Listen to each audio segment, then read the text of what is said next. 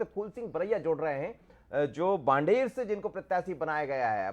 बांडेर में क्या होने वाला है, उमेश बात करेंगे। जी उमेश,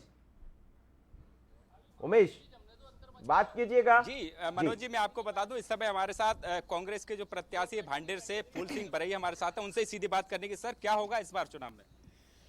चुनाव में कांग्रेस पार्टी की बहुमत की सरकार बनेगी।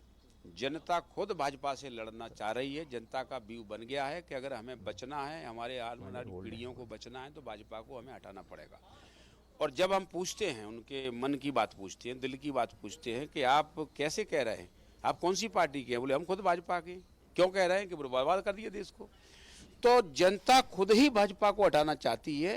तो मैं समझता हूँ भाजपा को आज तक मुझे कोई वोट देने वाला जनता के बीच का आदमी मुझे नहीं मिला है, तो निश्चित रूप से हारेगी। और सर, एक 50 सीटों वाला बीजेपी अगर 50 सीट लेकर आएगी, जिस तरह वो बयान है, क्या बयान है और क्या उस पर कायम रहेंगे आप? मेरा कैलकुलेशन है, मैंने जैसा पब्लिक के बीच में रहता हूँ, मैं जो पब्लिक के बीच में रहता है वो मेरे बयान का समर्थन करेगा। अगर वो पब्लिक के बीच में नहीं रहता है, वो शायद मेरे बयान का समर्थन नहीं करेगा। पब्लिक के बीच में मैं रहता हूँ, मैंने पब्लिक से पूछता हूँ कि भाई आप बताइए इस बार क्या करनी है। भाजपा के खिलाफ वोट डालेंगे, भाजपा की सरकार बदलेंगे। किसकी बनाओगे? कांग्रेस की। क्यों बनाओगे? कि भाजपा ने हमको बर्बाद कर दिया।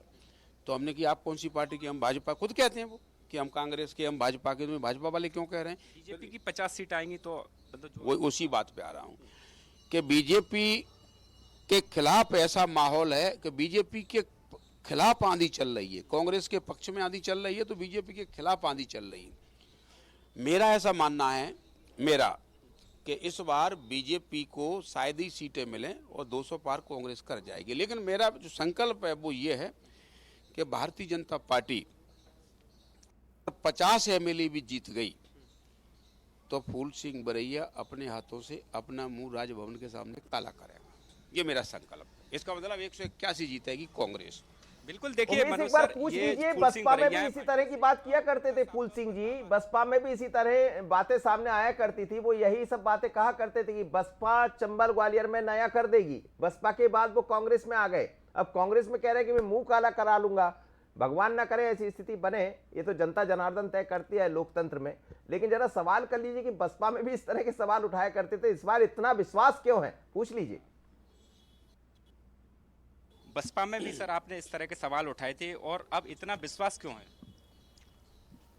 देखिए, मैं पब्लिक का नेता हूं, मैं पब्लिक के बीच में लड़ रहा हूं और मेरी लड़ाई 40 साल से है। मैं गरीबों के आंसू पोंछता हूं। मैंने लाखों करोड़ों लोगों के तो आंसू पोंछ दिए, ठीक है। मैं उनकी भावना जानता हूं, वो मुझे जानते हैं, मुझसे वो सही दिल की बात बता देते हैं। तो भारतीय जनता पार्टी ने जो देश में सबसे पहले तो महंगाई इतनी बढ़ा दी है कि कमर तोड़ दी कोई आदमी। अब उनके लोग क्या कहते हैं मालूम है?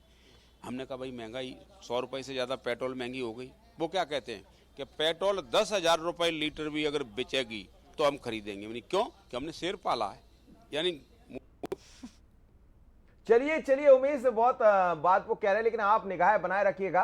भांडेर के बारे में आपसे भी थोड़ी सी बात कर लेते हैं। उमेश, आप उस क्षेत्र को देखते हैं, भांडेर में क्या देख रहे हैं? अब यदि फूल सिंह बरैया मैदान में है तो भारतीय जनता पार्टी की तरफ से क्या नजर आ रहा है? क्या टक्कर जोरदार रहेगी भांडेर? और पिछली बार नरोत्तम मिश्रा ने बहुत मेहनत की थी, याद है मुझे। यहां जी